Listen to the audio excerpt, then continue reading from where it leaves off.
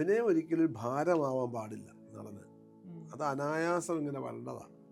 അങ്ങനെ അനായാസം വരണമെങ്കിൽ ആ കഥാപാത്രം എന്താണെന്ന് നമ്മൾ വ്യക്തമായിട്ട് നമുക്കൊരു ബോധം വേണം. ചെറിയ ചെറിയ ഈ പറഞ്ഞ കൃഷ്ണനാട് ചെയ്ത സാധനങ്ങളും എൻ്റെ മൂവ്മെൻറ്റിൽ കൂടെയും എൻ്റെ പരിഭ്രമത്തിൽ കൂടെയും നടപ്പിനും ഒരു ഇരിപ്പുറയ്ക്കാതെയ ഒരു സ്ഥലത്ത് ഇരുന്നാൽ ഇരിക്കാൻ പറ്റില്ല. അപ്പോൾ അത് അടുത്ത കസേര പോയിരിക്കും, അവിടെ നിന്നാൽ പറ്റില്ല. ചില ക്യാരക്ടർ വായിക്കുമ്പോൾ നമ്മൾ ചെയ്യുന്ന അല്ലെങ്കിൽ എനിക്ക് പെട്ടെന്ന് അതിൻ്റെ ഡെപ്ത് എനിക്ക് തോന്നും. ഒരിക്കൽ പോലും ഒരു ക്യാരക്ടർ വേണ്ടി ഇങ്ങനെ ഇരുന്ന് ഇങ്ങനെ ചിന്തിച്ച അങ്ങനെ ഞാൻ ചിന്തിച്ചിട്ടേ ഇല്ല. പക്ഷേ എന്നെ ഹോണ്ട് ചെയ്യുന്നത് നമ്മൾ വായിച്ചു കഴിയുമ്പോൾ എന്നെ ഇങ്ങനെ നമുക്കെന്താ മുഖത്തിനൊക്കെ മൊത്തം മാറ്റം വേണ്ടേ? നമ്മളെ കണ്ടുകൊണ്ട് മടുത്തു പോകല്ലേ. വേഷം കുറെ നാളായില്ല കാണുന്നു, ഇയാള് കുറെ നാളായല്ലോ, ബോറായില്ല എന്നൊക്കെ ചോദിക്കും. എന്നോട് സ്റ്റാർട്ട് ക്യാമറ എന്ന് പറഞ്ഞു, ചേട്ടാ റെഡിയാണോ? ഞാൻ ഒരു നിമിഷം റെഡിയാ ആയി, ഞാൻ റെഡിയാ. കട്ടെന്ന് പറഞ്ഞാൽ അത്രേ ഉള്ളൂ. ഇത് ഇതല്ലാതെ ഇതുകൊണ്ട് വീട്ടിൽ പോകണമെന്ന്. അച്ഛനാണ് എൻ്റെ എല്ലാം. ഈ പറഞ്ഞ പോലെ എൻ്റെ ഫ്രണ്ടാണ്, എൻ്റെ ഗുരുവാണ്, എൻ്റെ ദൈവിക സങ്കല്പം വല്ലതുകൊണ്ട് അങ്ങനെയാണ്. എന്താണെങ്കിലും അച്ഛനാണ്. ജീവിതം എന്നെ അച്ഛൻ പഠിപ്പിച്ചത് തീയെ തൊട്ട തൊട് തൊട്ട് എന്ത് പൊള്ളും പൊള്ളും അങ്ങനെ. ചെറുപ്പ റോളുകളൊക്കെ അഭിനയിക്കുന്ന സമയത്ത് എനിക്ക് ഏറ്റവും ഇഷ്ടമില്ലാത്ത കാര്യം ഡാൻസ്, പിന്നെ പ്രണയരംഗം. ഇത് രണ്ടും എനിക്ക് സഹിക്കാൻ പറ്റാത്ത കാര്യം. ജഗതി പറഞ്ഞത് എൻ്റെ ഗർഭം അങ്ങനെയല്ല എന്ന് പറഞ്ഞാൽ എൻ്റെ പ്രണയം നമ്മൾ സിനിമ കാണുന്നൊന്നും അല്ല. ഹലോ, ഔസേപ്പിന്റെ ഒസ്യത്ത് എന്ന് പറയുന്ന മൂവി വിശേഷങ്ങളുമായി ഇന്ന് എൻ്റെ കൂടെ ജോയിൻ ചെയ്യുന്നു വിജയരാഘവൻ. വിജയേട്ടാ, വെൽക്കം ടു മൈ ഷോ. നമസ്കാരം. നമസ്കാരം. അപ്പോൾ ഓരോ സിനിമകളും വിജയരാഘവൻ എന്ന് പറയുന്ന ഒരു പേര് കേൾക്കുമ്പോൾ തന്നെ അടുത്ത ഹിറ്റ് എന്നുള്ളതാണ് ആളുകൾ പറയുന്നത്. എങ്ങനെയാണ് ഇത്ര നല്ല സ്ക്രിപ്റ്റുകൾ ചേട്ടനെ തേടി മാത്രം വരുന്നത്? 42 വർഷമായിട്ട് ഇപ്പോഴാണ് വരുന്നത്.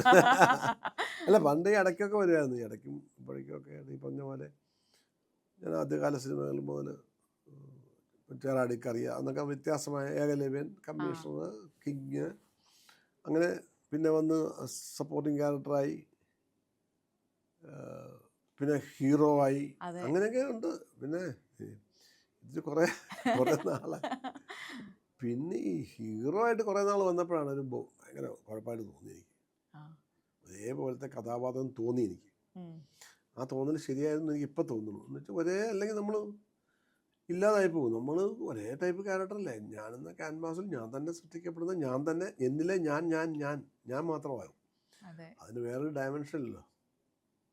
അപ്പോൾ എനിക്ക് ഈ 2000 എന്ന് പറഞ്ഞ വർഷം എനിക്കൊരു സിനിമയില്ലായിരുന്നു. സിനിമയില്ലെന്ന് വെച്ചാൽ ഞാൻ അഭിനയിച്ചിട്ടില്ല, പടം പുറത്തിറങ്ങിയിട്ടില്ല. ഞാൻ അഭിനയിച്ചു. ഞാൻ ഈ ഹീറോ വേഷം കൊണ്ട് പറയാൻ പറ്റുമല്ലോ ഞാൻ ഹീറോ ആയിട്ട് അഭിനയിക്കരുത്. അപ്പോൾ പറയും അഹങ്കാരം എന്ന് പറയും. അതുകൊണ്ട് അത് പറയാൻ പറ്റില്ല. അപ്പം അപ്പോൾ അത് ഒഴിഞ്ഞു മാറും. പിന്നെ അപ്പോൾ എന്നെ ആരും വിളിക്കുന്നില്ല. അത് ഹീറോ ആയിട്ട് അഭിനയിക്കുന്ന ആളെ അനിയനായിട്ട് അല്ലെ ചേട്ടനായിട്ട് അഭിനയിക്കുമ്പോൾ വിളിക്കുമോ, അല്ലെ സപ്പോർട്ടിംഗായിട്ട് വിളിക്കുകയല്ല. അങ്ങനെ ഒരു പ്രതിസന്ധി ഉണ്ടായിരുന്നു. അതൊന്നും ഞാൻ ആരോടും പറഞ്ഞില്ല. വളരെ ബുദ്ധിപൂർവ്വം തന്നെ ചെറിയ വേഷമോ ആയിക്കോട്ടെ എന്ന് പറഞ്ഞിട്ട് അങ്ങനെ അതൊക്കെ ചെയ്യും ഞാൻ. അങ്ങനെയാണ് ഈ പറഞ്ഞ പോലെ. മറ്റേത് എനിക്കെന്തോ എൻ്റെ മനസ്സിൽ ഞാൻ പോലീസുകാരൻ, വിജയരാഘവൻ പോലീസ്, വിജയരാഘവൻ വക്കീലും, വിജയരാഘവൻ തന്നെ ഇരിക്കും.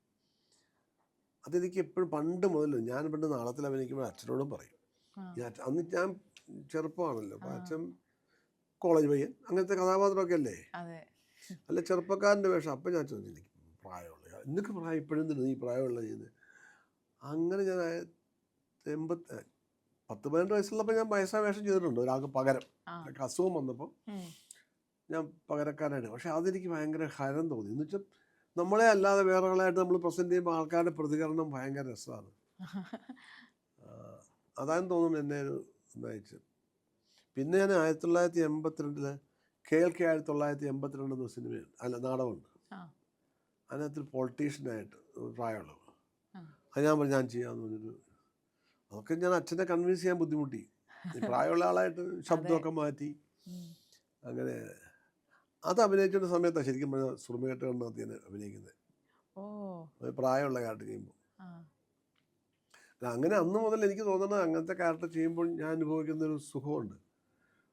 അപ്പം നമുക്കൊരെന്തോ ഒരു പിന്നെ ഇപ്പം ഈ പറഞ്ഞ ഭാഗ്യത്തിൽ ഇതൊക്കെ ഭാഗ്യമാണ്. നമ്മളെ തേടി വരുന്നു എന്നുള്ളതേ.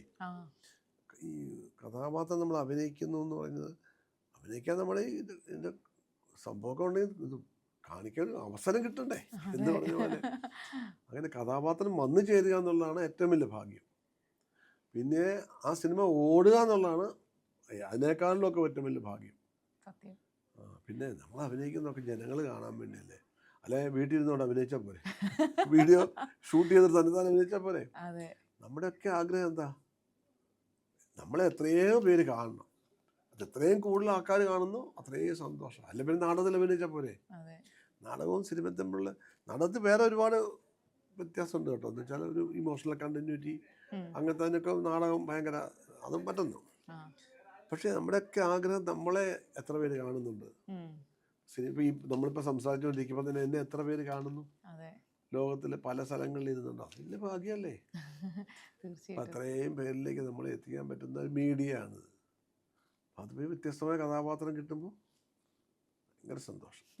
ശരിക്കും നമ്മുടെ പ്രായത്തിനേക്കാൾ കൂടുതൽ പ്രായമുള്ള ക്യാരക്ടേഴ്സ് ചെയ്യാൻ ഭയങ്കര ബുദ്ധിമുട്ടാണല്ലോ, കാരണം നമുക്കത് എങ്ങനെയാണെന്നറിയില്ല. പക്ഷേ ചേട്ടൻ അങ്ങനത്തെ ക്യാരക്ടേഴ്സ് ചെയ്യുമ്പോൾ ഭയങ്കര അനായാസമായിട്ട് ചെയ്യണ പോലെയും, പക്ഷെ അവരുടെ സംസാര രീതി ആയിക്കോട്ടെ, ഈവൻ കൈയുടെ ചലനങ്ങളായിക്കോട്ടെ, എങ്ങനെയാണ് ഇത്ര ഈസി ആയിട്ട് ഇത്രയും ഇങ്ങനത്തെ ക്യാരക്ടേഴ്സ് ചെയ്യുന്നത്? അല്ല, ഈ അഭിനയം എന്ന് പറഞ്ഞാൽ ബുദ്ധിമുട്ടല്ല കേട്ടോ. ഇപ്പോൾ ഒരേ ബുദ്ധിമുട്ട് ചെയ്യുന്ന അഭിനയം ഒരിക്കലും ഒരു ഭാരമാവാൻ പാടില്ല നടന്ന്. അത് അനായാസം ഇങ്ങനെ വരേണ്ടതാണ്. അങ്ങനെ അനായാസം വരണമെങ്കിൽ ആ കഥാപാത്രം എന്താണെന്ന് നമ്മൾ വ്യക്തമായിട്ട് നമുക്കൊരു ബോധം വേണം. നമ്മൾ നമ്മളെ ബോധ്യപ്പെടുത്തണം. ആദ്യം പ്രേക്ഷകനെ ബോധ്യപ്പെടുത്തുകയല്ല, നമ്മളെ എന്നെ വിജയരാഘവനെ ബോധ്യപ്പെടുത്തണം. ഞാൻ അതിതാണെന്ന് പറഞ്ഞതാണ്. അപ്പം അതിന് തന്നെ 100 ചോദ്യങ്ങൾ ഞാൻ ചോദിക്കണം. ഇയാളാരാണ്, ഇയാളെന്താണ്, ഇയാളേതാണ്, അയാളെവിടെ ജനിച്ചു, എവിടെ വളർന്നു, അങ്ങനത്തെ അയാളെങ്ങനെയായി ഈ 60 വയസ്സിൽ അല്ലെ 80 വയസ്സിൽ, അയാള് അങ്ങനെ ആള്, അങ്ങനെ ഒരു സംഭവം ഞാൻ തന്നെ എന്നെ തന്നെ പഠിപ്പിക്കണം. എങ്കിലേ അയാൾ അങ്ങനെ പെരുമാറുള്ളൂ. പിന്നെ അയാൾ പെരുമാറുന്നത് എൻ്റെ ക്യാൻവാസ് ഞാനല്ലേ. അപ്പം എൻ്റെ ശബ്ദവും എൻ്റെ ശ്വാസോച്ഛ്വാസവും എൻ്റെ ചിന്തകളും എൻ്റെ നോട്ടവും എൻ്റെയാണ്. അതൊക്കെ അയാളുടേതാക്കണം ഞാൻ. പക്ഷേ അത് ആ സമയത്ത് ഞാൻ അങ്ങനെ ആക്കുക. നോക്കുന്ന ആ നോട്ടം വരണം എനിക്ക്.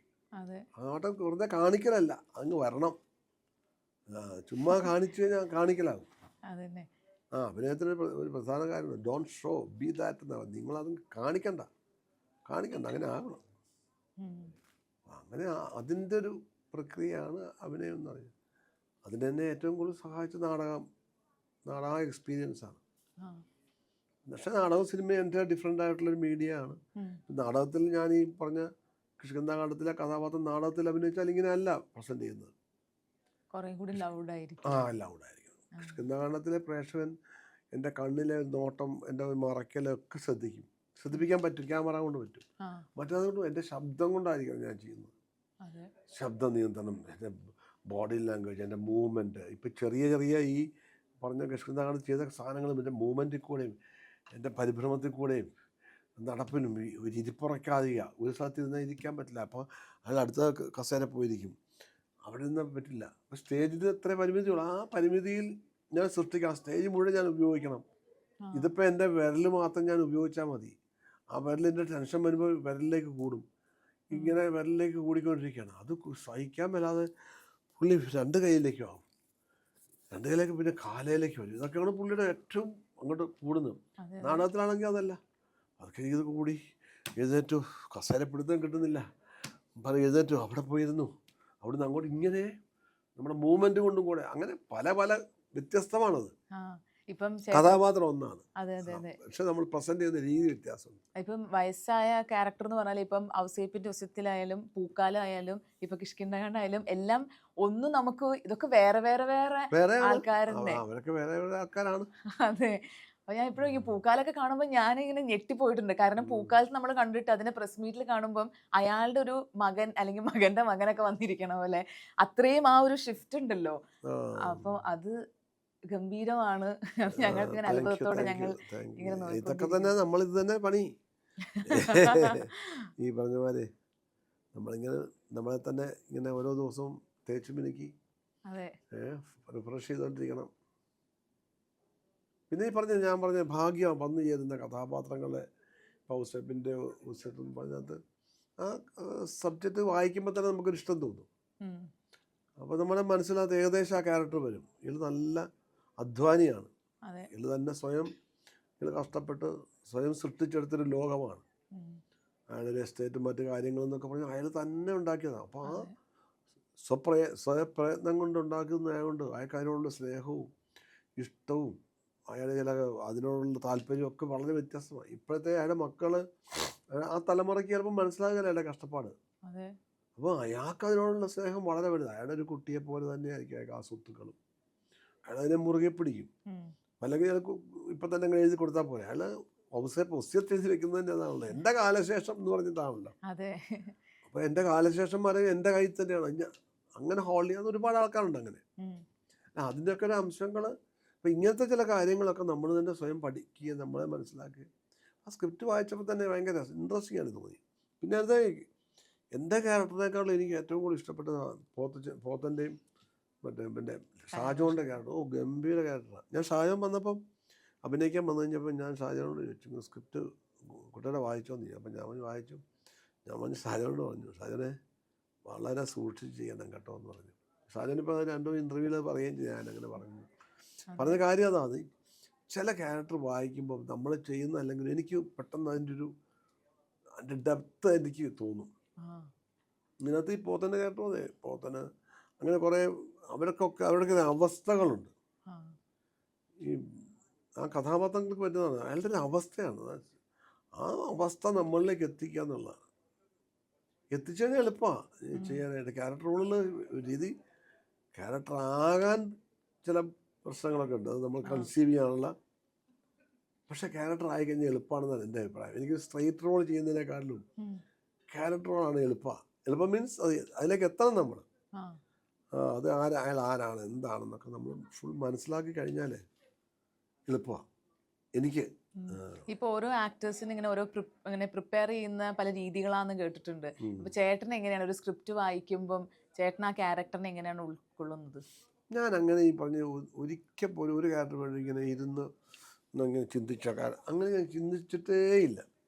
പക്ഷേ എന്നെ ഹോണ്ട് ചെയ്യുന്നത് നമ്മൾ വായിച്ചു കഴിയുമ്പോൾ എന്നെ ഇങ്ങനെ ഇപ്പം എന്നോട് വേറെ ഒരു കഥ പറഞ്ഞിട്ടുണ്ട് കഴിഞ്ഞ 3-4 ദിവസം മുമ്പ്. എന്നെ അത് ഹോണ്ട് ചെയ്യുന്നുണ്ട്. എനിക്കറിയാം അതെങ്ങനെയായിരിക്കണം, അയാൾ എന്തായാലും അയാൾ എങ്ങനെയായിരിക്കും, അയാളെ വീട്ടിലെങ്ങനെയായിരിക്കും അയാൾ പെരുമാറുന്നത്, അയാൾ മക്കളോട് എങ്ങനെയായിരിക്കും പെരുമാറുന്നത്. അപ്പോൾ അയാൾ പ്രൊഫഷൻ ഇപ്പം ഞാൻ പറയുന്നില്ല, അയാളൊരു പ്രൊഫഷൻ ഉണ്ടാക്കുക. ആ പ്രൊഫഷൻ എനിക്കറിയില്ല. എനിക്കൊരു ബന്ധമില്ലാത്ത പ്രൊഫഷനാണ്. അപ്പോൾ ഇപ്പോൾ ഇതിനകത്ത് കൃഷികാണ്ഡത്തിനകത്ത് ഡിമെൻഷ്യ ഞാൻ കണ്ടിട്ടേ ഇല്ല. ഞാൻ ഡിമെൻഷ്യ ഉള്ള ഒരാളെ കണ്ടിട്ടേ ഇല്ല. ഞാൻ എൻ്റെ മോള് അവള് ഡോക്ടറാണ്, ഇപ്പോൾ UK-ലാണ്. അപ്പോൾ അവളോട് ഞാൻ ചോദിച്ചിട്ടുണ്ട് ഈ ഡിമെൻഷ്യ എങ്ങനെയാണ്. പിന്നെ എൻ്റെ ഫ്രണ്ട് ഒരു ഡോക്ടറുണ്ട്, പുള്ളിയോട് ചോദിച്ചിട്ടുണ്ട്. പിന്നെ എൻ്റെ പരിചയത്തിൽ ഡോക്ടേഴ്സിനൊക്കെ ചോദിക്കും ഇങ്ങനെ. അപ്പോൾ ഡിമെൻഷ്യ എന്ന് പറഞ്ഞ പ്രത്യേക സ്വഭാവം ഒരാൾക്കുള്ളതല്ല, പലർക്കും പലതാണ്. അല്ല ഇന്നയാൾ ഇന്ന രീതിയിൽ നിന്ന് അങ്ങനെ ഡിമെൻഷ്യ അങ്ങനെയല്ല, പലർക്കും പല രീതിയിലാണ്. ഇപ്പം എൻ്റെ ആ സിനിമ കണ്ടിട്ട് അൾഷിമേഴ്സ് ഉള്ള ഒരാൾ 2-3 പേര് പറഞ്ഞു എൻ്റെ അച്ഛൻ അങ്ങനെയായിരുന്നു, അല്ല എൻ്റെ ചേട്ടൻ എങ്ങനെയായിരുന്നു പറഞ്ഞ് എന്നെ ഒരുപാട് പേര് ഫോൺ ചെയ്തിട്ടുണ്ട്. വല്ലാതെ ഞാൻ ഒരുപാട് കരഞ്ഞു കേട്ടോ എന്നൊക്കെ പറഞ്ഞിട്ട് അങ്ങനെ ആ പടം കണ്ട ശേഷം. പക്ഷേ അത് അൾഷിമേഴ്സ് ഉള്ള ആൾക്കാർക്കും ഇത് കണക്ട് ചെയ്യാൻ പറ്റി. അപ്പം അത് നമ്മൾ എങ്ങനെ ആയിരിക്കും. ഞാൻ പറഞ്ഞു കിഷ്കിന്ധാകാന്ഡത്തിനകത്ത് ഈ ഒരു സംഭവം എന്ന് പറഞ്ഞു കഴിഞ്ഞാൽ അത് ഞാൻ പ്രത്യേകം കണ്ടുപിടിച്ചല്ല. അച്ഛൻ എഴുതിയിട്ട് അച്ഛൻ ചിലപ്പോൾ ഇങ്ങനെ പേന ഇവിടെ വെച്ചിട്ട് ഇങ്ങനെ ആലോചിക്കും. ചിലപ്പോൾ എഴുതിയതിനെ പറ്റി തന്നെ ആലോചിച്ച് ഇങ്ങനെ ചിരിക്കും. പുള്ളി ചെറിയ ചിരിയൊക്കെ സൈഡിൽ ചിരി വരും ഒറ്റയ്ക്കിരുന്ന്. എന്നിട്ട് ചിലപ്പം വീണ്ടും എഴുതുക. പക്ഷെ അത് ചിലപ്പോൾ ഇതൊരു സംഭവം ചിലപ്പം പുള്ളി ഇങ്ങനെ വയ്ക്കും. എപ്പോഴും വെച്ചോണ്ടിരിക്കുമെന്ന് അച്ഛൻ അങ്ങനത്തെ സ്വഭാവ ഹാബിറ്റേ ഇല്ല. പക്ഷെ എഴുതുമ്പോൾ ചിലപ്പോൾ ഇങ്ങനെ വയ്ക്കുന്നത് കാണാം. ഒരു തോട്ട് പ്രോസസ്സിൻ്റെ ഭാഗമായിട്ട് അതെനിക്ക് പെട്ടെന്ന് ഈ വായിച്ചപ്പോൾ അത് എടുത്താൽ എന്താ, അതായത് ഈ ക്യാരക്ടർ ഒരു മറവി ഉണ്ടെന്നുള്ള പ്രേക്ഷകൻ അറിയാൻ പാടില്ല. ഒരു പരിധി. അപ്പം ഞാൻ പ്രകടമായിട്ടുള്ള എന്തെങ്കിലും കാണിച്ചാൽ പ്രേക്ഷകന് മനസ്സിലാവും. ഇപ്പം ഈ മുടി ഇങ്ങനെ വയ്ക്കുക, ഇത് വേണമല്ലോ ആ ക്യാരക്ടർ ചെയ്യാൻ. ഇങ്ങനെ വലിച്ചുകൊണ്ടിരിക്കുമോ, അല്ലെങ്കിൽ മീശ ഇങ്ങനെ വലിച്ചുകൊണ്ടിരിക്കുക, അങ്ങനെ എന്തെങ്കിലുമൊക്കെ ചെയ്യാം. പക്ഷെ അതൊക്കെ ചെയ്ത പ്രകടമാണ്. ഇത് പ്രകടമല്ല. അത് അപ്പം ശരിയാ. ഇതെനിക്ക് ഇഷ്ടം പോലെ ഞാൻ ആലോചിച്ചപ്പോൾ ഇതെനിക്ക് പിന്നീട് ഉപയോഗിക്കാം. ഇതിൻ്റെ ഡെപ്തിലേക്ക് പോകാൻ പറ്റും. ഇയാൾ കൂടുതൽ കൂടുതൽ കൂടുതൽ വരുന്തോറും എന്ന് പറഞ്ഞ പോലെ ഞാൻ പറഞ്ഞ ക്യാരക്ടറിനകത്ത് എന്ത് ചെയ്യണമെന്ന് എനിക്കറിയില്ല. ഉം. പക്ഷെ എന്നെ അത് ഇങ്ങനെ ഹോണ്ട് ചെയ്യുന്നുണ്ട്. നീ എന്ത് ചെയ്യും, നീ എന്ത് ചെയ്യുന്ന അങ്ങനൊരു, അത് ഞാൻ ഇരുന്ന് ആലോചിക്കുന്ന കാര്യമല്ല അത്. ഉം. അതെനിക്ക് പിടി കിട്ടിയിട്ടുമില്ല. അല്ല അങ്ങനെ അയാൾ എങ്ങനെയായിരിക്കും, അയാളെ ഹെയർ സ്റ്റൈൽ എങ്ങനെയായിരിക്കും, ആ. അയാൾ നടക്കുന്നത് എങ്ങനെയായിരിക്കും എന്നൊന്നും എനിക്കറിയില്ല. അപ്പം അങ്ങനെ ചില കാര്യങ്ങൾ നമ്മളെ ഇങ്ങനെ ബുദ്ധിമുട്ടിച്ചുകൊണ്ടിരിക്കും. ഉം. അങ്ങനെയൊക്കെ കിട്ടുന്നതൊക്കെയാണ്. ഇപ്പൊ ഹെയർ സ്റ്റൈൽ പറഞ്ഞപ്പോഴാ ഇപ്പൊ ഒരു ക്യാരക്ടറിന്റെ ഒരു ലുക്കൊക്കെ ചേട്ടൻ്റെ ഒരു ഇൻപുട്ട് ഒക്കെ ഇടാറുണ്ടോ? ഞാൻ മാത്രമാണ് ചെയ്യുന്നത്. എനിക്ക് എന്നാലേ തൃപ്തിയാവുള്ളൂ. ഇപ്പം ഇത് എന്നോട് പറഞ്ഞു കഴിഞ്ഞപ്പോൾ എനിക്കത് ഒരു മേക്കപ്പ് വേറെ പോസ്തറ്റിക് മേക്കപ്പ് എൻ്റെ നെറ്റിയെ ചെയ്യാൻ വേണ്ടി വന്നു. ആ. അളവൊക്കെ എടുത്ത് ചെയ്തു. ഞാനത് പറഞ്ഞിട്ട് വേണ്ടാന്ന് പറഞ്ഞ് ഇതാക്കിയത് ഞാൻ തന്നെ. ഓ, ഞാൻ ഈ ഈ താടി ലുക്ക്. വളർത്തിയത് എൻ്റെ. അതെയോ? ഈ താടി രസം. വളർത്തി ഈ താടി കുറച്ച് നീണ്ടു കഴിഞ്ഞപ്പോൾ ഇത് വെച്ചിട്ട് ആ. ശകലം കൂടെ നീട്ടിയിട്ടാണ് ഞാൻ ദാവീദ് ചെയ്തത്. ഓ. ദാവീദ് ചെയ്ത് ആ താടി പകുതി ദാവീദ് ചെയ്ത് കഴിഞ്ഞപ്പോൾ ഞാൻ ഇവിടെ പോയി. എൻ്റെ മോനും UK-യിലുണ്ട്, അവിടെ പോയി ആ. ആ. ഒരു മാസത്തേക്ക്. അപ്പോൾ താടി നല്ലോണം വളർന്നു. ഉം. അത് വെച്ചിട്ടാണ് ഞാൻ വളാന്ന് പടം ചെയ്തിരിക്കുന്നത്. ആ. അങ്ങനെ അങ്ങനെ നമുക്കെന്താ മുഖത്തിനൊക്കെ മൊത്തം ഒരു മാറ്റം വേണ്ടേ? നമ്മളെ കണ്ടുകൊണ്ട് മടുത്തു പോകല്ലേ? അതെ. പ്രേക്ഷകൻ കുറേ നാളായില്ലേ കാണുന്നു, ഇയാള് കുറേ നാളായല്ലോ, ബോറായില്ല എന്നൊക്കെ ചോദിക്കും. റാംജിറാ സ്പീക്കിങ്ങിന്റെ ആ ലുക്ക് എന്റെ അതാ പുറകിൽ അത് അത് അതാ അത് പെട്ടെന്ന് നമുക്ക് റാംജിറാവ് എന്നൊക്കെ ഒരു പരിചയമില്ലാത്ത ആളല്ലേ. റാംജിറാവ് നല്ല പൊക്കമുള്ള ഒരാൾ. എനിക്കത്രയും പൊക്കമില്ലല്ലോ. പക്ഷെ ഹൈറ്റ് ഫീൽ ചെയ്യണം, ഷൂട്ട് നല്ല സ്ട്രെയിറ്റ് ഫിഗർ ആയിരിക്കണം, സ്റ്റബേൺ ആയിരിക്കണം. അയാൾ യാതൊരു ദയാദാക്ഷിണ്യമില്ലാതെ, അല്ലെങ്കിൽ ഒരു കുട്ടിയെ തട്ടിക്കൊണ്ട് പോയിട്ട് വില വേച്ചു പോലും. ഇങ്ങനത്തെ ചില കാര്യങ്ങൾ നമുക്ക് മനസ്സിലേക്ക് വരും. അന്നേരം അതിനെനിക്ക് അവരൊരു ചെറിയ കണ്ണാടിയും ഒരു പട്ടാള വേഷമാണ് അത് വെച്ചത്. പക്ഷെ അതെനിക്ക് ചേരുമെന്ന് തോന്നിയില്ല. അപ്പം ഞാൻ ലോങ് ഫേസ് ആവാം, അത് നീട്ടി കൃതാവ് നീട്ടി, മുടി കുറച്ച് വടിച്ചു പുറകോട്ട് ചെയ്യുമ്പോൾ നല്ല ലോങ് നെറ്റ് കിട്ടി. അപ്പോൾ അത്രയും കിട്ടി. ഡ്രൂപ്പിംഗ് ഫേസാണ്, ഡ്രൂപ്പിംഗ് കണ്ണൊക്കെ ഡ്രൂപ്പിംഗ് ആയിട്ട്. പിന്നെ ഓരോ ഷോട്ട് കഴിയുമ്പോൾ ഞാൻ ഗ്ലിസറിൻ ശകലം എടുത്ത് കണ്ണിലിടും. കുഞ്ഞ് കണ്ണ് നല്ല ചുമക്കും. നിവർന്ന് കഴിയുമ്പോൾ കണ്ണ് ഇങ്ങനെ ഒരു വെള്ളം ഇങ്ങനെ നിൽക്കും, ഒഴുകല, അത് ഹോൾഡ് ചെയ്യുക. ആ നോട്ടം ഭയങ്കര ഷാർപ്പായിരിക്കും. അത്രേ ഉള്ളൂ. അല്ലാതെ അഭിനയിക്കാനൊന്നും ഇല്ല എനിക്ക്. ആ ചേട്ടൻ എന്താ എളുപ്പത്തിൽ പറഞ്ഞു, ഇതിപ്പോ നമ്മളൊക്കെ ആയിരുന്നെങ്കിൽ അല്ല മുടി ഇപ്പൊ അല്ല, ഞാൻ പറഞ്ഞത് അതിനകത്തൊരു ഇമോഷണൽ സംഭവങ്ങളൊന്നും ഇല്ല റാംജിറാവ് എന്തിരിക്കുന്നത്. പക്ഷെ ഇതിനകത്ത് പൂക്കാലത്തിനകത്താണെങ്കിൽ ഒരുപാട് ഇമോഷണൽസ്. അതായത് എൻ്റെ അല്ല, അത്രയും 10-100 വയസ്സുള്ള ഒരു അപ്പൂപ്പൻ്റെ അവസ്ഥയല്ലേ. സത്യം. ആ അപ്പൂപ്പൻ സംസാരിക്കുന്നതന്നെ എന്ത് വ്യത്യാസമാണ്. അല്ല, അത് സംസാരിക്കുക അങ്ങനെ ആക്കിയെന്ന് വെച്ചാൽ ഞാൻ ആദ്യം ഇങ്ങനെയൊക്കെ സംസാരിക്കുന്നത് വിചാരിച്ചു. അപ്പം ഈ പൊളിയും.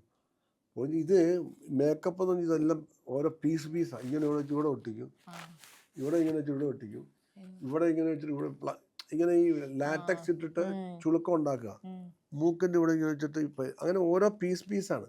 അപ്പം അത് ഞാൻ ഇങ്ങനെയൊക്കെ ചിരിച്ചു കഴിഞ്ഞാൽ പെട്ടു. അതുകൊണ്ട് സംസാരം പിന്നെ അപ്പം പിന്നെ അതിനകത്ത് ഓപ്പൺ ആവൂല. പിന്നെ ഇത് മേക്കപ്പ് ഞാൻ ആരോടും അങ്ങനെ സംസാരിക്കൊന്നുമില്ല, ഇത് പറഞ്ഞു പോകും. മനസ്സിലായില്ലേ? അതൊക്കെ ഇങ്ങനെ കാത്തു സൂക്ഷിക്കും. പക്ഷെ അതിനെ ഡബ് ചെയ്യാൻ ഭയങ്കര ബുദ്ധിമുട്ടി. ക്യാരക്ടർ നമ്മൾ കൺസീവ് ചെയ്ത് നമുക്ക് ആക്കി കഴിഞ്ഞാൽ പിന്നെ അത് ഈ പറഞ്ഞ പോലെ എളുപ്പമാണ്. പക്ഷെ അത് നമ്മുടെ കൈ കിട്ടാൻ ശകലം ബുദ്ധിമുട്ടാണ്. കിട്ടിക്കഴിഞ്ഞാൽ നമുക്ക് പറ്റുന്ന, നമ്മുടെ ശരീരത്തിന് പറ്റുന്ന ആവണ്ടേ.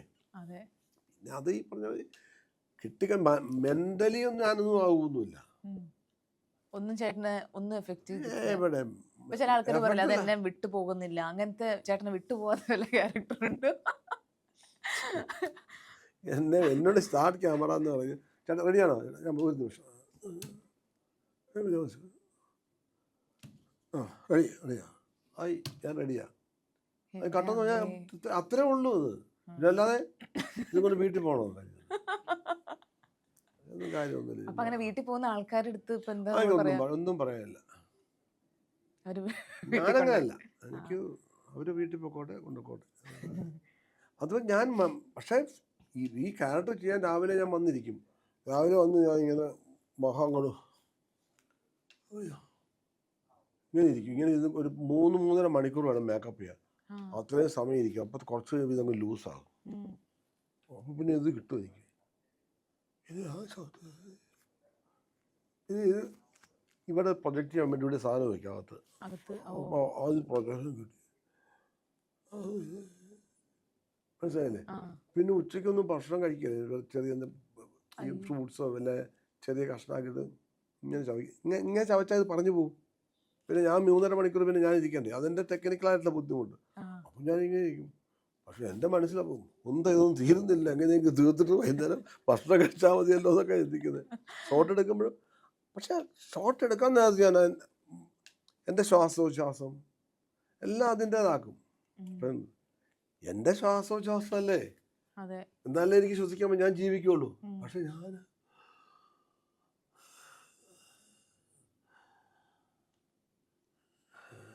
അത്രയും ലെങ്തുള്ള ബ്രീത്ത് ആയിരിക്കും അയക്ക് അല്ലേ. പ്രായമാകുമ്പോൾ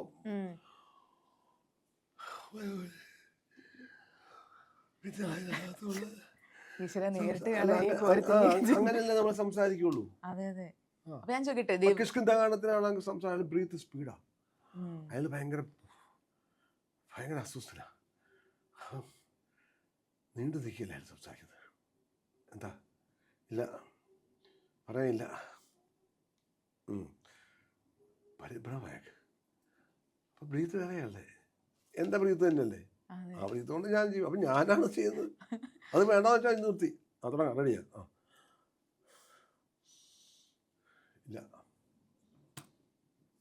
അയാളാരും നോക്കുകയില്ല, അയാൾക്ക് ഫേസ് കൊടുക്കുകയില്ല. അയാൾക്ക് രോഗം ഉണ്ടെന്ന് ആരെയും അറിയിക്കുന്നത് ഇഷ്ടമല്ല, ഫേസ് കൊടുക്കുകയില്ല.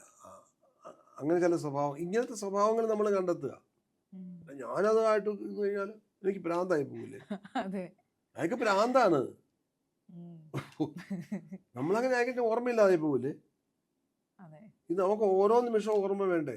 അത് കഴിഞ്ഞിട്ടിപ്പോൾ വിരലിങ്ങനെ വെച്ചു, അത് കൂടുതൽ വന്നു, ചേട്ടാ ടെൻഷൻ കൂടിക്കൂടി വരുന്നു, കൂടിക്കൂടി ചേട്ടാ പിന്നിട്ട് വരുന്നു, ചേട്ടന് ആളിനെ മനസ്സിലായി, ഇപ്പം കള്ളനാന്ന് മനസ്സിലായി. അത് അപ്പം ഇത് നമ്മൾ മനസ്സിൽ ഇങ്ങനെ ഫീൽ ചെയ്യാൻ എങ്ങനെയോ, കൊള്ളാ നീ അതിനെ പറ്റിക്കാൻ വന്നിരിക്കുകയല്ലേ, ഇങ്ങനെ നമ്മൾ മനസ്സ് തന്നെ അങ്ങനെ പറഞ്ഞുകൊണ്ടിരിക്കും.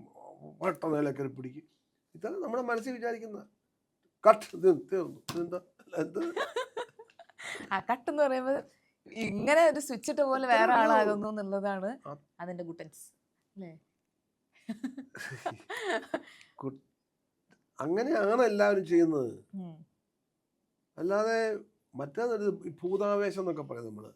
ഈ ഭൂതാവേശം പണ്ട് എൻ്ററിങ് ഇൻ ടു ഗോഡ് എന്നൊക്കെ പറഞ്ഞ് പണ്ടത്തെ ഈ തുമ്പിതുള്ളലൊക്കെ ഇല്ലേ, തുമ്പിതുള്ളല്, പിന്നെ ഈ പ്രത്യേകിച്ച് ഈ അനുഷ്ഠാന കലകളിലൊക്കെ ഉണ്ടത്. സർപ്പം പാട്ട് ഞാൻ കണ്ടു. എൻ്റെ ഒരു മുത്തശ്ശി ചേർത്തലയുണ്ട്, ബന്ധുവാണ്. അപ്പോൾ അവിടെ ഞാൻ സർപ്പം പാട്ട് എൻ്റെ കുട്ടിക്കാലത്ത് ഞാൻ പോയിട്ടുണ്ട്. അപ്പം മുത്തശ്ശി ഇങ്ങനെ ഇരുന്നിട്ട് ഇങ്ങനെ പാട്ട് പാടും. ഇവൻ ഈ സർപ്പം പാട്ട് ഈ പാട്ട് പാടിയും അപ്പം ഈ കൊട്ടും എന്നുള്ളൊരു അങ്ങനത്തെ ശബ്ദങ്ങളൊക്കെ. പക്ഷെ മുത്തശ്ശി കൊണ്ട് തുള്ളാതെ ഇങ്ങനെ. അപ്പം ഞാൻ ഇരുന്ന് മുത്തശ്ശി ആളങ്ങ് മാറി. പിന്നെ മുത്തശ്ശി ഒരു ഒറ്റ വീഴ്ച അലച്ച് കെട്ടി വലിയ കള എഴുതിയിട്ടുണ്ട്, പാമ്പിൻ്റെ പടമൊക്കെ ഉള്ള സർപ്പവും അതും ഇതൊക്കെയാണ്. പിന്നെ മുത്തശ്ശി ആ സർപ്പമായിട്ട് അവിടെ ആ കളം മാറ്റുകയാണ്. അപ്പം ഇതാ മറ്റേ രക്ഷകനാ. മറ്റേ ഇത് കണ്ടപ്പം ശാന്തൻ ചേട്ടൻ എന്നൊരു പാട്ടുണ്ട്. പുള്ളി ഒറ്റത്തുള്ളത്. പുള്ളി അങ്ങോട്ട് ഓടിച്ചെന്ന് ഒരു കാവിലൊരു കുളമുണ്ട്, ആ കുളത്തിലോട്ട് ചാടി. ഉടനെ ആൾക്കാരൊക്കെ പുറകെന്നു.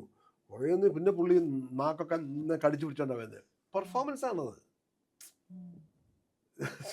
കരിയത്തൊക്കെ ആവുന്നില്ല, പ്യുവർ പെർഫോമൻസ് ആണ്. അപ്പം പിന്നെ പുള്ളി വന്നു. പിന്നെ അപ്പം ഈ കൊട്ടും കൂടി ആകുമ്പോഴത്തേക്ക് ഇത് മനസ്സിന് കട്ടി കുറഞ്ഞ ആൾക്കാരാകുമ്പോൾ പിന്നെ അവരങ്ങ് തുള്ളി പോവുക. എന്നെ ഇപ്പം ഇവിടെ വെച്ചിട്ട് ഒരു കൊട്ടി എന്നെ തുള്ളിക്കാവോ? 1,00,000 പേര് വിചാരിച്ചാൽ ഞാൻ തുള്ളൂല. പക്ഷെ ഞാൻ തുള്ളണമെന്ന് വിചാരിച്ച അപ്പം ഞാൻ തുള്ളും. ഞാൻ തുള്ളണമെന്ന് വിചാരിക്കണം. എന്നെ തുള്ളിക്കാൻ പറ്റില്ല. ആ തുള്ളിക്കാൻ പറ്റുമെങ്കിൽ എൻ്റെ മനസ്സിന് ഇതില്ലാത്ത ഒരാളാകുന്നുണ്ട്. എനിക്ക് എന്നെ കൺട്രോൾ ചെയ്യാൻ പറ്റുന്നില്ല. നമുക്ക് നമ്മുടെ വിചാരങ്ങളെ കൺട്രോൾ ചെയ്യാൻ പറ്റുന്ന ആളായി. അങ്ങനെയാണ് നമ്മുടെ ജീവിതത്തിൽ അങ്ങനെ ജീവിതത്തിൽ വിചാരിക്കുന്ന കാര്യങ്ങളൊക്കെ നമ്മൾ ചെയ്യുക. അത് തന്നെ ക്യാരക്ടർ ചെയ്യുന്നത്. അതുപോലെ തന്നെ ക്യാരക്ടർ ചെയ്യുമ്പോഴും ചേട്ടൻ ഇത്രയും സംസാരിക്കുമ്പം എല്ലാം ഇങ്ങനെ സൂക്ഷ്മമായിട്ട് നിരീക്ഷിക്കുക അല്ലെങ്കിൽ ഒബ്സർവ് ചെയ്യാന്ന് പറയല്ലോ. അതിൽ ഈ എത്രമാത്രം ഈ ആക്ടേഴ്സ് അല്ലെങ്കിൽ ആക്ടിങ്ങിന് ഈ ഒബ്സർവേഷൻ വേണം എന്നാണ് ചേട്ടന് തോന്നുന്നത്? ഒബ്സർവേഷൻ ഞാനിങ്ങനെ ഈ പറഞ്ഞ പോലെ ആരെയും ഒബ്സർവ് ചെയ്യാൻ നടക്കാറൊന്നുമില്ല. പിന്നെ പക്ഷേ നമ്മുടെ കുട്ടിക്കാലം പോലെ ഓരോരോ കണ്ടും കേട്ടുമുള്ള കാര്യങ്ങൾ നമ്മുടെ മനസ്സിൽ ഫീഡ് ചെയ്യുമല്ലോ. അതിൻ്റെ ചില അംശങ്ങൾ നമ്മൾ പോസ്റ്റ് ചെയ്യും ചില സ്ഥലത്ത്. ചിലപ്പോൾ ഉദാഹരണം ഈ ഭൂക്കാലത്തിനകത്ത് തന്നെ അപ്പൂപ്പൻ അമ്മൂമ്മ മരിച്ചു എന്ന് അറിഞ്ഞിട്ട് അമ്മൂമ്മ മരിച്ചു എന്ന് നിങ്ങൾ വിചാരിക്കുന്നത്, മോള് പൗറിനിടുമ്പോൾ കണ്ടോ പണം. അപ്പോൾ കണ്ണുനീര് വീഴുമ്പോൾ എന്നെ അടിയിൽ ചോദിക്കുമ്പോൾ അപ്പോൾ ഞാൻ വീട്ടിൽ പോകണം, എന്നാ വീട്ടിൽ പോകണം. അപ്പോൾ ഇയാൾക്ക് തോന്നും ഭാര്യ മരിച്ചു എന്നാണ് പാവം വിചാരിക്കുന്നത്. പിന്നെ വീട്ടിലൂടെ വരുമ്പോഴും ഭാര്യ മരിച്ചു എന്നാണ്. പുള്ളി പിണക്ക് എല്ലാം പോയി. എത്ര വർഷം മുമ്പ് കല്യാണം കഴിയുമ്പോൾ 18 വയസ്സുള്ളപ്പോൾ 14 വയസ്സ് പറ്റുള്ളൂ അവർക്കന്ന്, മനസ്സിലായില്ലേ? അപ്പോൾ അന്ന് പോലെ ബന്ധങ്ങൾ എല്ലാം. അപ്പം നമ്മൾ അതൊക്കെ ആലോചിക്കുന്നത്. അപ്പോൾ കയറുമ്പോൾ അവൾ ഇത്രയും നാൾ എൻ്റെ കൂടെ ഉള്ളവൾ മരിച്ചു, ആ വിശ്വാസത്തിലേക്ക് കയറി വരുന്നത്. കയറുമെന്ന് നോക്കുമ്പോൾ അതല്ല, എൻ്റെ മകളാ അവൾക്ക് എൻ്റെ ഇതെല്ലാം ഉണ്ടാക്കാൻ എന്നെ സഹായിച്ച അവളാ കിടക്കുന്നത്. അപ്പോൾ ഒറ്റ ഷോട്ടിൽ ഒരു ക്യാമറ വെച്ചിട്ട് ഷോട്ടിൽ ഞാൻ നടന്നു വരുന്നു, ഈ ബോഡി കാണുന്നു, ബോഡിയിൽ ഉമ്മ വയ്ക്കുന്നു, ടോപ്പ് ആംഗിൾ വരും ക്യാമറ. പിന്നെ ഞാൻ അവിടുന്ന് പോയിട്ട് എൻ്റെ മോള് പിടിച്ചോണ്ട് ഒരു കസേര ഇരുത്തും. ഞാൻ ഇരുന്നിട്ട് മോളെ നോക്കിയിട്ട് അത്രേ ഉള്ളൂ. അപ്പം ഞാൻ ഇവളോട് പറഞ്ഞു, എൻ്റെ കൂടെ വന്ന ആർട്ടിസ്റ്റ് പറഞ്ഞു, മോളെ ഞാൻ ഇവിടെ നിന്നിട്ട് എന്നെ പിടിച്ചോണ്ട് നീ പോകണം, പോയി കഴിഞ്ഞ് ഞാൻ കസേരയ്ക്ക് നീ ഇവിടെ ഈ ആംഗിൾ ഇരിക്കാം, ഞാൻ നിൻ്റെ ഇവിടെ നെഞ്ചത്തോണ്ട് ഞാൻ വീഴും. അപ്പം ഇയാളുടെ മനസ്സിൽ നമുക്ക് അങ്ങനത്തെ അവസ്ഥ വരും, നമ്മുടെ അമ്മ എന്നുള്ള ഫീൽ ഉണ്ടാകും. അപ്പം നമുക്കൊരു ഒന്നുമില്ലാത്തൊരവസ്ഥ വന്നാൽ നമുക്ക് ചാരാനൊരു ഇടം വേണം. ഇയാളൊരു കുട്ടിയാകുന്നൊരവസ്ഥയുണ്ട് ഇയാൾ. ഇതൊക്കെ ഞാൻ തന്നെ സ്വയം എന്നെ ഫീഡ് ചെയ്യുന്ന കാര്യം, ഞാൻ അറിയാതെ ഫീഡ് ചെയ്യുന്ന കാര്യങ്ങളാണ്. അപ്പം ഞാൻ വന്നു, ഇവിടെ കണ്ടു, മകളാണെന്ന് മനസ്സിലായി. ഇത് മുഖത്തെ തുണി മാറ്റി, ഞാൻ കരഞ്ഞു. ഞാൻ അവിടെ പോയിരുന്നു, എല്ലാവരും ഗംഭീര കൈയടിച്ചു, ഞാനും ഇഷ്ടപ്പെട്ടു. പക്ഷെ ഞാൻ ഒന്ന് കാണണമെന്ന് എനിക്ക് പ്രശ്നം തോന്നി. എനിക്ക് കുട്ടികളുടെ ഗംഭീര ഞാൻ കാണട്ടെ. ഞാൻ സാധാരണ പോയി നോക്കുകയല്ലേ, മോണിറ്റർ ചെയ്യാൻ നോക്കാറില്ല. ഞാൻ നോക്കുകയില്ല.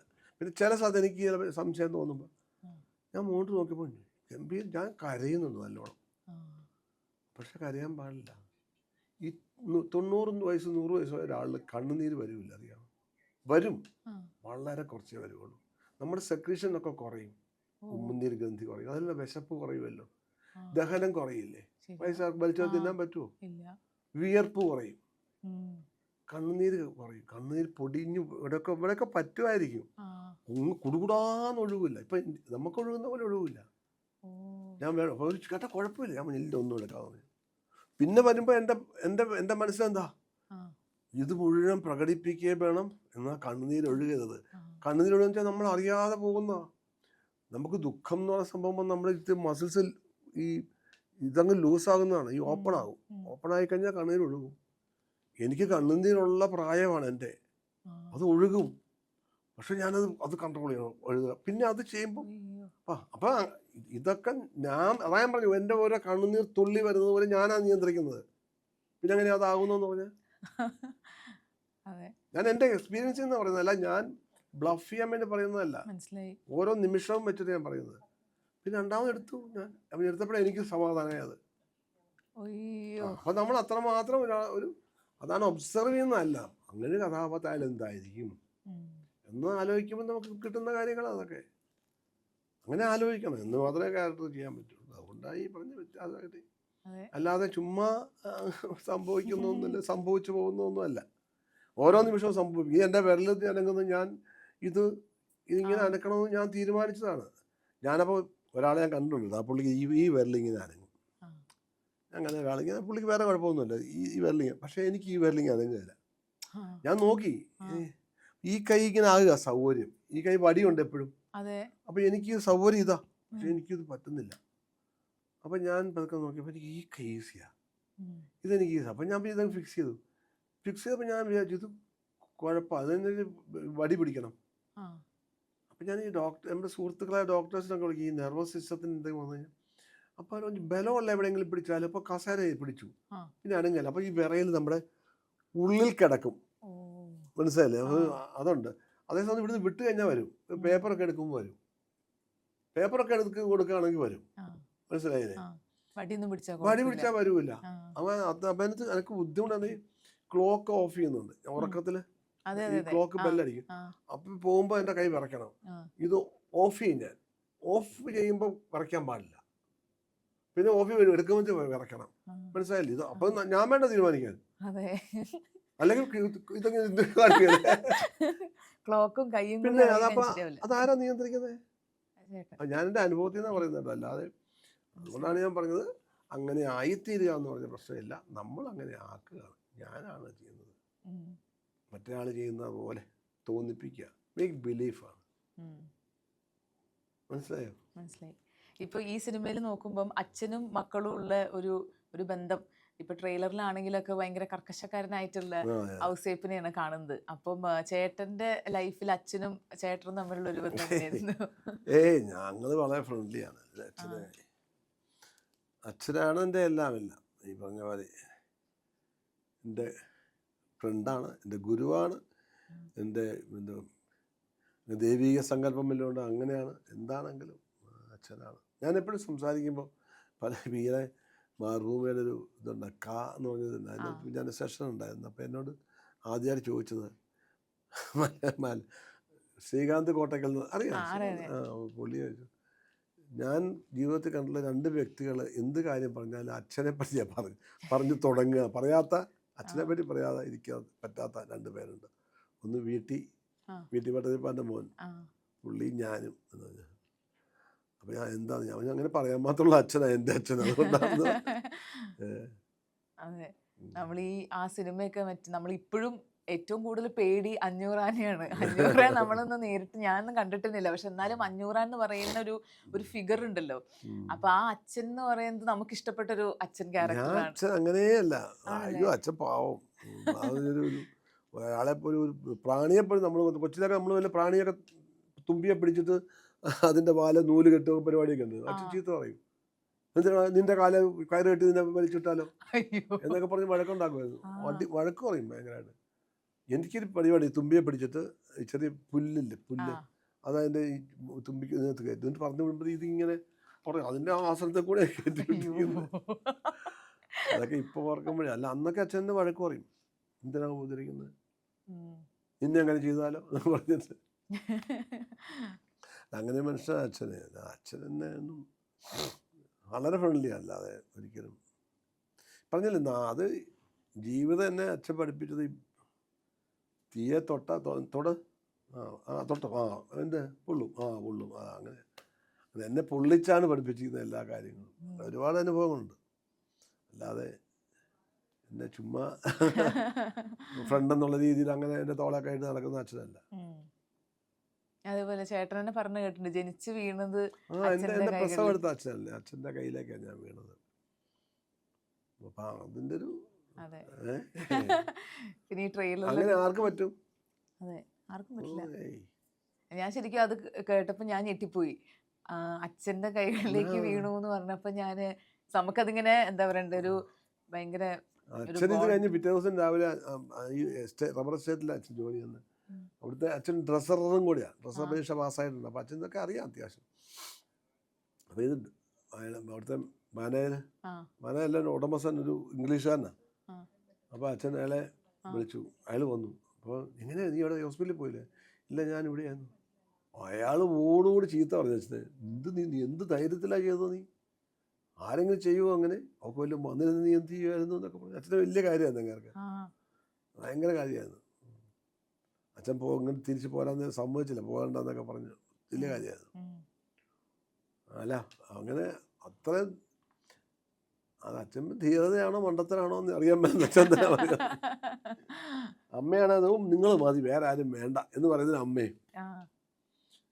അപ്പം അമ്മ എന്ത് വിശ്വസിച്ചാ? പിന്നെ അവിടെ പോയി ചീനന്മാരും ജപ്പാൻകാരും ഒക്കെ എനിക്ക് പറ്റില്ല. അതാണ് അമ്മ. ചേട്ടൻ ജനിച്ചത് മലേഷ്യയിൽ. അതേപോലെ ഇപ്പൊ ഈ സിനിമയിലൊരു ഡയലോഗില്ലേ, നിങ്ങളുടെ അച്ഛൻ വിചാരിച്ചു കഴിഞ്ഞാൽ പുഷ്പം പോലെ തീർക്കാവുന്ന പ്രശ്നമേ ഉള്ളൂ എന്ന് പറയുന്ന ഡയലോഗ് ഉണ്ട്. അതേപോലെ അച്ഛൻ പുഷ്പം പോലെ തീർത്ത് എന്തെങ്കിലും സംഭവങ്ങളുണ്ടോ ചേട്ടൻ്റെ ജീവിതത്തിൽ? എൻ്റെ ജീവിതത്തിൽ ഒരുപാട് കാര്യങ്ങൾ എനിക്ക് പിന്നെ അങ്ങനെയല്ല, ഇങ്ങനെ പ്രത്യേകിച്ച് കാര്യം എന്നല്ല. എപ്പോഴും ഞാൻ പറഞ്ഞ ഞാൻ അച്ഛൻ മരിക്കുന്നവരെ ആ കൈകളിൽ പിടിച്ചാണ് ഞാൻ നടന്നത്. ആ കൈകളിലാണ് ജനിച്ചു വീണത്, ആ വിരലിലെ പിടിച്ച് നടന്നത്. അച്ഛൻ മരിച്ചപ്പോൾ പക്ഷേ ഇപ്പോഴും അച്ഛനോട് ഒരു നിമിഷം ഉണ്ടെന്നുള്ള വിശ്വാസത്തിൽ ഞാൻ ഇപ്പോഴും ജീവിക്കുന്നത്. ഞാൻ വീട്ടിൽ അച്ഛൻ ഇരുന്ന കസേര, അച്ഛൻ്റെ ചെരുപ്പ് ഒക്കെ അവിടെ ഇപ്പോഴും വീട്ടിലുണ്ട്. അതേ സ്ഥലത്ത് അച്ഛനെ അടക്കിയ സ്ഥലത്ത് ഞാനൊരു കൃഷ്ണശിലയിലൊരു മണ്ഡപം പോലൊക്കെ ഉണ്ടാക്കിയിട്ടുണ്ട്. അവിടെ ഞാൻ തൊട്ടിട്ട് ഞാൻ എവിടെയും പോവുള്ളൂ. ഞാൻ വേറെ അമ്പലങ്ങളൊന്നും അങ്ങനെ പോകാൻ, ആകപ്പാടെ പോകുന്നൊരു അമ്പലം മൂകാംബിയെ പോകും. അതെൻ്റെ അമ്മ മരിച്ചു കഴിഞ്ഞപ്പം ഞാൻ ഒരിക്കലും അവിടെ പോയപ്പോൾ എനിക്ക് ഭയങ്കര ആശ്വാസം തോന്നി. എന്താണെന്ന് എനിക്കറിയില്ല. ആകെ ഞാൻ പോകുന്നു അവിടെ. പിന്നെ വീട്ടിൽ ഇത്രേ ഉള്ളൂ, അല്ലാതെ വേറെ. ഇപ്പം ആക്ടിങ്, ഇപ്പം ചേട്ടൻ പറഞ്ഞ പോലെ ഓരോരോ ക്യാരക്ടേഴ്സ് അല്ലെങ്കിൽ പല പല ഷെയ്ഡ്സ് ഓഫ് ക്യാരക്ടേഴ്സ് ചെയ്യാനൊക്കെ ഭയങ്കര ഇഷ്ടമുണ്ടല്ലോ. ഇപ്പം ഏതെങ്കിലും ഒരു ഷെയ്ഡ് ഉണ്ടോ അല്ലെങ്കിൽ ഒരു ഏരിയ ഉണ്ടോ എനിക്കത് താല്പര്യമേ ഇല്ല എന്നുള്ളത്? അതിപ്പോൾ എന്താ പറയണ്ടേ, കോമഡി ആകാം, അല്ലെങ്കിൽ ഇപ്പോൾ റൊമാൻറ്റിക് ഒരു ഹീറോ, അല്ലെങ്കിൽ റൊമാൻസ് ആകാം, അങ്ങനെ ഏതെങ്കിലും ഒരു. ഞാൻ അങ്ങനെ എൻ്റെ ഒരു ചെറുപ്പ റോളുകളൊക്കെ അഭിനയിച്ച സമയത്ത് എനിക്ക് ഏറ്റവും ഇഷ്ടമില്ലാത്ത കാര്യം ഡാൻസ്, പിന്നെ പ്രണയരംഗം. ഇത് രണ്ടും എനിക്ക് സഹിക്കാൻ പറ്റാത്ത കാര്യം. ഡാൻസ് കളിച്ചിട്ടുണ്ടല്ലോ? ഉണ്ട്, കളിച്ചിട്ടുണ്ട്. അങ്ങനെയൊക്കെ ചെയ്യാൻ മേലാഴികയല്ല, പക്ഷെ എനിക്കെന്തോ മനസ്സുകൊണ്ട് പിടുത്തല്ല പ്രണയം. ജഗതി പറഞ്ഞത് എൻ്റെ ഗർഭം അങ്ങനെയല്ല എന്ന് പറയുമ്പോൾ എൻ്റെ പ്രണയം നമ്മൾ സിനിമ കാണുന്നൊന്നും അല്ല. പക്ഷെ പൂക്കാലത്ത് ഞാൻ എൻ്റെ പ്രണയം കണ്ടില്ല. അമ്മൂമ്മേട വീട് കഴിഞ്ഞിട്ട് അങ്ങനെ, അതൊക്കെയാണ് എൻ്റെ പ്രണയം എന്ന് പറയുന്നത്. ആ പ്രായത്തിൽ എങ്ങനെയായിരിക്കും? അതെ, മനസ്സിലായി. ഒച്ച പിള്ളേരെ പോലെ പുള്ളിക്കാരി കെട്ടിപ്പിടിക്കാനൊക്കെ തുടങ്ങും, അവിടുത്തെ ഒരു കുത്തൊക്കെ കൊടുക്കും. ക്യാരക്ടറായിട്ട്, അല്ലാതെ ഈ പറഞ്ഞ നമ്മുടെ ഈ അഴവഴമ്പം എനിക്ക് എന്തോ എനിക്ക് പറ്റില്ലത്. ഞാൻ എൻ്റെ ഭാര്യയോടോ എൻ്റെ കാമുകിയോടോ ഒരിക്കലും ഐ ലവ് യു എന്ന് ഞാൻ പറഞ്ഞിട്ടില്ല. എനിക്കത് പറയാനേ മേല, എന്തോ ഒരു വൃത്തികെട്ട വാക്ക് പോലെയാണ് അത്. ഐ ലവ് യു എന്ന് പറഞ്ഞതിനകത്ത് ഒരു ലവും ഇല്ല, ഞാൻ കാണുന്നില്ല. അങ്ങനെയൊക്കെ. ചേട്ടന് ഇഷ്ടം എങ്ങനെയാണ് അപ്പം പ്രകടിപ്പിക്കുന്നത്? അതെങ്ങനെ പറയാൻ പറ്റുമോ? അല്ല, ഇതേപോലെ ഇപ്പം കുത്തുന്നു ഇടിക്കുന്നു എന്നൊക്കെ പറഞ്ഞ പോലെ. അതല്ല, നമുക്ക് ഓരോ ഡിപ്പെൻസ്. ഞാൻ എൻ്റെ ഭാര്യയോടും പറയാൻ ഐ ലവ് യു എന്ന് ഞാൻ പറഞ്ഞിട്ടില്ല. ഞാൻ പറഞ്ഞില്ല. അങ്ങനെ പറയേണ്ട കാര്യമല്ല പ്രണയം എന്ന് പറയുന്നത്. നമുക്ക് ഫീൽ ചെയ്യേണ്ട കാര്യമല്ലേ? സത്യം അല്ലേ? അതിനൊരു ഫീൽ ചെയ്യാൻ പറ്റും, നമുക്ക് സ്മെല്ല് ചെയ്യാൻ പറ്റും. ഇതൊക്കെ പറഞ്ഞ പോലെയാണത്. അതിങ്ങനെ നമ്മളിൽ നിന്നുണ്ടാകുന്ന ഒരു പ്രവാഹമാണ് ഈ പറഞ്ഞ പ്രണയം എന്ന്. ആത്യന്തികമായിട്ട് പ്രണയം എന്ന് പറഞ്ഞാൽ ദൈവം എന്നൊക്കെ പറയുന്ന പോലെയാണ്. ദൈവം ഉണ്ടോ എന്ന് ചോദിച്ചാൽ കണ്ടുണ്ടോ? ഇല്ല. എന്നാൽ പ്രണയം നമ്മൾ ഇപ്പം ആലോചിക്കുമ്പോൾ അങ്ങനെ എന്താ സംഭവമില്ല, നമ്മുടെ തോന്നലാണത്. തോന്നലാണ്, എല്ലാം വെറും തോന്നൽ മാത്രമാണെന്ന് ചങ്ങമ്പുഴ പറഞ്ഞ പോലെ. അത്രേ ഉള്ളൂ. അതൊരു അല്ല, ഈ സിനിമയിലൊക്കെ അത് കാണിക്കുക, അങ്ങനെ ഒരു അവസ്ഥ ഉണ്ടെന്ന് തോന്നിപ്പിക്കുക എന്നൊക്കെയല്ലേ. അതെ.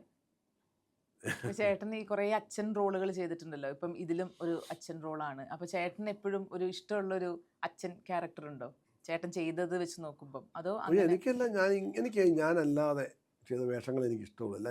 ഞാനായിട്ട് ചെയ്ത വേഷങ്ങളൊന്നും എനിക്ക് അത്ര വലിയ ഇഷ്ടമല്ല. പിന്നെ അഭിനയത്തിൻ്റെ ഭാഗമായിട്ട് ഒരുപാട് വേഷങ്ങൾ വെച്ചിട്ടുണ്ട് ചെറുപ്പം ആയിട്ട് ചെയ്തിട്ടുണ്ട്. പിന്നെ കിങ്, കമ്മീഷണർ, അതിനകത്തൊക്കെ ഉള്ള ചെറിയ വേഷങ്ങളൊക്കെ എനിക്ക് ഇഷ്ടമുള്ള വേഷങ്ങളാണ്. ഞാൻ ഈ ഏകലവ്യൻ, രൗദ്രം, മാഫിയയിലെ ക്യാരക്ടർ, ശിപ്പായി ലഹള, പിന്നെ ഉണ്ണിയുടെ മറ്റേ ഇതില്ലേ ലീല, അതൊക്കെ എനിക്ക് ഇഷ്ടപ്പെട്ട ക്യാരക്ടേഴ്സ്. ഞാനല്ലാതെ പൊറിഞ്ചു മറിയം ജോസ്, ആൻ്റണിയിലെ കണ്ണ് കാണാൻ മേലാത്ത, അങ്ങനത്തെ ക്യാരക്ടേഴ്സില്ലേ, അതൊക്കെ ചെയ്യുമ്പോഴാണ് ഞാൻ എന്നിലൊരു ഇത് കാണുന്നത്. മറ്റതൊരു ഈഫ് മെത്തേഡാണ്. If I am in that position, if I am in that situation, അതൊരു ഇഫ് മെത്തേഡാണ്. അപ്പോൾ ആരെ കൊണ്ടും അഭിനയിപ്പിക്കാം നമുക്കത്. ഇപ്പോൾ നമ്മൾ പട്ടിയെ കൊണ്ട് അഭിനയിപ്പിക്കുന്നില്ലേ? പട്ടി ഇങ്ങനെ ഇരിക്കാം, പട്ടി ഭക്ഷണം കൊടുത്ത് പട്ടി അന്ന് ഞാൻ ഷോട്ട് എടുത്താൽ പട്ടി നമുക്ക് കുറയ്ക്കാൻ പറഞ്ഞാൽ പട്ടി കുറയ്ക്കും, മറ്റൊരാളെ വെച്ചാൽ മതി, അവിടെ ആളെ കണ്ട് കുറയ്ക്കുന്നതായിട്ട് വരും എന്ന് പറഞ്ഞ പോലെ. അങ്ങനെ നമ്മൾ ചെയ്യുന്ന ഇഫ് മെത്തേഡുണ്ട്. ഞാനങ്ങനെയാണെങ്കിൽ അതൊരു ഒന്നാം പാഠം എന്നൊക്കെ പറയുന്ന പോലെയുള്ളൂ. അത് നമ്മൾ മറ്റൊരാളാണെങ്കിൽ എങ്ങനെയാ എന്ന് പറഞ്ഞ് ചെയ്യുമ്പോഴാണ് എനിക്കൊരു സുഖം കിട്ടുന്നത്. അപ്പം ഏതൊക്കെയാണ് ഇനി ചേട്ടൻ്റെ അടുത്ത് വരാനിരിക്കുന്ന സിനിമകൾ? ഇനിയിപ്പോൾ പെറ്റ് ഡിറ്റക്റ്റീവ് എന്ന് പറഞ്ഞൊരു പെറ്റ് ഡിറ്റക്റ്റീവ് ആ. നമ്മുടെ ഷറഫുദ്ദീൻ പ്രൊഡ്യൂസ് ചെയ്തൊരു പടം. അതിൽ ഈ പറഞ്ഞ ഹ്യൂമറൊക്കെ ഉള്ളൊരു ക്യാരക്ടറാണ്. ഹ്യൂമറിന് വേണ്ടി ഞാനും ചെയ്യുന്നില്ല കേട്ടോ. ഞാനൊരു ക്യാരക്ടറും ഹ്യൂമറിന് വേണ്ടിയിട്ട് അല്ലെ പ്രണയത്തിന് വേണ്ടി അങ്ങനത്തെ ഒരു ക്യാരക്ടറാണ്. ഞാൻ ആ സിറ്റുവേഷനിൽ അയാൾ എങ്ങനെയാണ് അത്രേ ഉള്ളൂ. അങ്ങനെയാണ്. അപ്പോൾ അതിന് ഹ്യൂമർ ഇതുണ്ട്, ഒരു എലമെൻ്റ് ഉണ്ട് അതിനകത്ത്. പിന്നെ അനന്തൻ കാടെന്ന് പറഞ്ഞിട്ട് മറ്റേ ആര്യ ഹീറോ ആയിട്ട്, അത് മറ്റേ പുഷ്പയിലെ വില്ലൻ സുനിൽ, പിന്നെ അച്യുത് കുമാർ, കാന്താരയിലെ വില്ലൻ, അങ്ങനെ കുറേ പേരൊക്കെ അഭിനയിക്കുന്നത് പടം. വലിയ പടം. അത് കൃഷ്ണകുമാർ ഡയറക്റ്റ് ചെയ്യുന്നത്, ടിയാൻ്റെ ഡയറക്ടർ. അനന്തൻ കാടെന്നായിരിക്കും അതിൻ്റെ പേര്. അത് തമിഴും മലയാളവും കൂടെ അത് വരുന്നുണ്ട്. പിന്നെ വള എന്ന് പടം വരുന്നു. വള അതൊരു മുസ്ലിം ക്യാരക്ടറാണ്. പിന്നെന്താ അടിപൊളി എന്നൊരു പടം. അടിപൊളി പടത്തിൻ്റെ പേരാണ് ഇപ്പം ഞാൻ ചെയ്തുകൊണ്ടിരിക്കുന്നത്. അങ്ങനെ കുറേ പടം അങ്ങനെ വരാനുണ്ട്. ഇതൊക്കെ വന്നു കഴിഞ്ഞാൽ ഈ ഔസേപ്പിൻ്റെ വസ്യത്ത് ഇത് വന്നു കഴിഞ്ഞാൽ അറിയാം. ഇപ്പം ചേട്ടൻ കുറേ വർഷമായിട്ട് ഇപ്പം ഈ ഒരു ഇൻഡസ്ട്രിയിലുണ്ട്. അപ്പം അന്ന് ചേട്ടൻ്റെ കൂടെ വർക്ക് ചെയ്ത കുറേ ആർട്ടിസ്റ്റുകൾ ഇപ്പം ഇല്ല. അപ്പം ഈ സ്ക്രിപ്റ്റ് വായിക്കുന്ന സമയത്തോ അല്ലെങ്കിൽ ഇപ്പം ഏതെങ്കിലും ഒരു ഇത് അയാൾ ചെയ്തിരുന്നെങ്കിൽ നല്ല. പിന്നെ ഒരുപാട് മലയാള സിനിമയിൽ ഇപ്പം ഭയങ്കര മിസ് ചെയ്യുന്നുണ്ട് ഒരുപാട്. അങ്ങനത്തെ നടന്മാരും ഇനി ഉണ്ടാകും സംശയമാണ്. ഇപ്പം വേറെ അന്യഭാഷ ഉള്ളവർ പോലും പറയുന്നതാണ്. നമ്മുടെ മരിച്ചു. ഞാൻ കഴിഞ്ഞ ദിവസം അമ്മയുടെ ഓഫീസിൽ പോയപ്പം പടങ്ങൾ ഇരിക്കുന്നുള്ളൂ. ആൾക്കാർ നമ്മളെ വിട്ടുപോയ ആൾക്കാരുടെ പടങ്ങൾ കാണുമ്പോൾ ഞെട്ടും. ഇപ്പം സിനിമ കാണുമ്പോഴേ, പഴയ സിനിമ കാണുമ്പം പലപ്പോഴും നമുക്ക് സങ്കടം തോന്നും. ഇന്നസെൻ്റ് ഏട്ടനും മാമുക്കോയയും നെടുമുടി വേണു, അങ്ങനെ കുറേ പേരുണ്ടല്ലോ. എത്രയോ പേരാ. അവരൊക്കെ ഗംഭീര ആക്ടേഴ്സായിരുന്നു. സിനിമാ നടൻ എന്ന് പറഞ്ഞ് വെറുതെ സഞ്ചിയും തൂക്കി വന്ന ആൾക്കാരല്ല. അപ്പം അതൊക്കെ കാണുമ്പോഴാണ് നമുക്ക് അതിൻ്റെ ഒരു വില മനസ്സിലാവുന്നത്. പപ്പുവേട്ടനൊക്കെ എന്ത് ഗംഭീര ആക്ടറാണ്. അയാളെ പോലെ ആക്ടറില്ല. ഗോപിയേട്ടൻ, കൊട്ടാരക്കര ശ്രീധരൻ നായർ, ഗംഭീര ആക്ടേഴ്സില്ലേ. അവരൊക്കെ അഭിനയിച്ച കാലഘട്ടം, അഭിനയിച്ച കഥാപാത്രങ്ങൾ, മലയാള സിനിമ ആ കണക്ക് നോക്കുമ്പോൾ ഭയങ്കര മറ്റു സിനിമയിൽ നിന്നൊക്കെ വളരെ വ്യത്യസ്തമായിട്ട്. ഇപ്പം പ്രിയൻ കഴിഞ്ഞ ഇന്നാളൊക്കെ പറഞ്ഞു, ഒരു സിനിമ സ്ക്രിപ്റ്റ് കാണുമ്പോഴേ ആലോചിക്കുമ്പോൾ അതിന് അഭിനയിക്കാൻ ആൾക്കാരെ പപ്പുവേട്ടനെ ഇവരെയൊക്കെ ഓർത്ത് പോകും. ഇന്നസെൻ്റ് ഏട്ടനെയൊക്കെ ഓർത്ത് പോകും. വേണു. അപ്പോൾ അത് നമുക്കൊരു വല്ലാത്ത അവസ്ഥയുണ്ടത്. പിന്നെ ഇത്രയും നാളും നിൽക്കാൻ പറ്റി, വലിയ കാര്യമാണ്. അതും ഇപ്പം യങ്സ്റ്റേഴ്സിന്റെ കൂടെ മറ്റേ കട്ടയ്ക്ക് എന്ന് പറഞ്ഞ ലുക്കിലായിക്കോട്ടെ, ആക്ടിങ്ങിൽ അവരെക്കാൾ മുകളിലാണ്. അത് പറയേണ്ട ആവശ്യമില്ല എന്നറിയാം. അല്ല, പിള്ളേർ ഇങ്ങനെ യങ് ആയിട്ട് മെയിൻറ്റെയിൻ ചെയ്തൊക്കെ ഇരിക്കുന്നു. ഡയറ്റ്, എക്സസൈസ് എല്ലാം കഴിക്കും. ആണോ? പിന്നെ ചേട്ടൻ സൗന്ദര്യത്തിന്റെ രഹസ്യം? ഒരു രഹസ്യമില്ല. ഈ പറഞ്ഞ ഞാൻ ഇന്ന് മാത്രമേ ഉള്ളൂ, ഇന്നത്തെ കാര്യം മാത്രമേ ഉള്ളൂ. ഇന്നലെ ഇല്ലായിരുന്നു, നാളെ ഇല്ല. എനിക്ക് ടെൻഷന് അങ്ങനത്തെ സംഭവമേ ഇല്ല. എന്തിനാണ് സംശയിച്ച കാര്യം? ഞാൻ പലപ്പോഴും ആലോചിക്കുന്നത്, പണ്ട് ഞാൻ ചില കാര്യത്തിൽ ടെൻഷൻ അടിച്ചിട്ടുണ്ടായിരുന്നു. ഇപ്പൊ ആലോചിക്കും എന്ത് മണ്ടനായിരുന്നു, എന്തിനാ ഞാൻ അത്രയും ദിവസം വിഷമിച്ചതിന് വേണ്ടി. ഇപ്പൊ സ്വയം ആലോചിച്ചേ. സത്യം. പണ്ട് നമ്മൾ ഏറ്റവും കൂടുതൽ വിഷമിച്ചതൊക്കെ അല്ലേ, എല്ലാ കാര്യം ഉണ്ടായിരുന്നു. ഇത്രേ ഉള്ളൂ. ഇനിയിപ്പോ ജീവിതത്തിൽ എല്ലാ കാര്യവും അങ്ങനെ തന്നെ നോക്കൂ. അത് ഇന്നുണ്ടാവും. ശാലം കൈ മാറിക്കോളും. ഇത്രേ ഉള്ളൂ. ഭേദമാകാത്ത ഒരു രോഗവും ഇല്ല ഇങ്ങനെയുള്ള കാര്യങ്ങളിൽ. പിന്നെന്ത്, അതായത് നമുക്ക് ഇന്നലത്തെ പറ്റി നമ്മൾ ചിന്തിച്ച് പശ്ചാത്തപിക്കേണ്ട കാര്യമില്ല, നാളത്തെ ഓർത്ത് പരിഭ്രമിക്കേണ്ട കാര്യമില്ല. ഇന്നും അല്ലേ, ഇന്നാണ് ഇതിന്റെ സത്യം അല്ലേ. പറയണ പോലെ അത്ര എളുപ്പമല്ലെന്ന് തോന്നുന്നു എല്ലാവർക്കും. വളരെ എളുപ്പമാണ്. അങ്ങനെ നമ്മള് ഓട്ടോമാറ്റിക്കലി ആലോചിക്കുന്നൊരു നാളെ ജോലിയാണെങ്കിൽ നാളെ എന്ത് ചെയ്യണമെന്ന് ആലോചിച്ചാൽ മതി. അല്ലാതെ അതിനെപ്പറ്റി ഞാനിപ്പം അങ്ങനെ ആലോചിക്കുന്നുണ്ട്. ഞാനിപ്പം നാളെ ക്യാരക്ടറിനെ പറ്റിയൊക്കെ ആലോചിക്കും. പക്ഷെ അതിനുവേണ്ടി നമ്മൾ ടെൻഷൻ എടുക്കേണ്ട കാര്യമില്ല. ടെൻഷൻ എടുത്തോണ്ടൊന്നും വർക്കാവില്ല.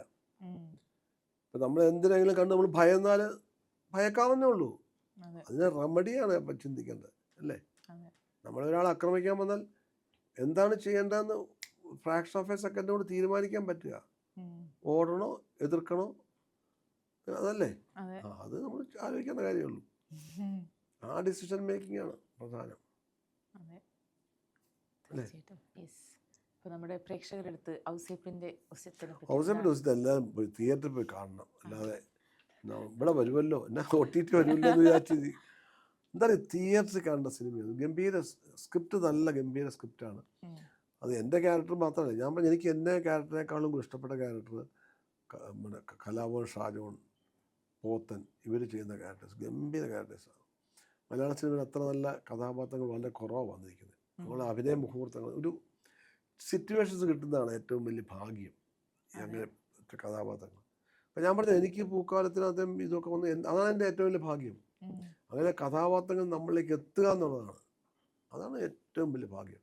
ആ പടം ഓടുക എന്നുള്ളത് അതിനേക്കാളും വലിയ ഭാഗ്യം. ജനങ്ങൾ കാണുന്നു, അവർ നല്ലതാണെന്ന് പറയുന്നതാണ്, അതാണ് എൻ്റെ ഫൈനൽ. അതിന് അപ്പുറം വേറെ ഒന്നുമില്ല, വേറെ ഒരു അംഗീകാരങ്ങളും ഇല്ല. ജനങ്ങൾ ഇഷ്ടപ്പെടുക, നമ്മളെ കണ്ടോ എന്ന് പറയുന്നതല്ലേ, അതാണ്. അപ്പോൾ അങ്ങനെ എല്ലാവരും തിയേറ്ററിൽ പോയി തന്നെ ഇത് തിയേറ്ററിൽ കാണാം. മാത്രമല്ല ഇത് അനാവശ്യമാണ് ഒരു കഥാപാത്രവും, എല്ലാ കഥാപാത്രവും വളരെ ഭംഗിയായിട്ട് അതിനെ ഉപയോഗിച്ചിട്ടുണ്ട്. പിന്നെ 2 മണിക്കൂറുണ്ട്, 2 മണിക്കൂർ പോകുന്ന അറിയില്ല. അനാവശ്യമായിട്ടുള്ള പാട്ടോ അങ്ങനത്തെ ഒന്നുമില്ല. നല്ല സിനിമ ഉറപ്പാണ്. അപ്പോൾ താങ്ക് യു സോ മച്ച് ചേട്ടാ.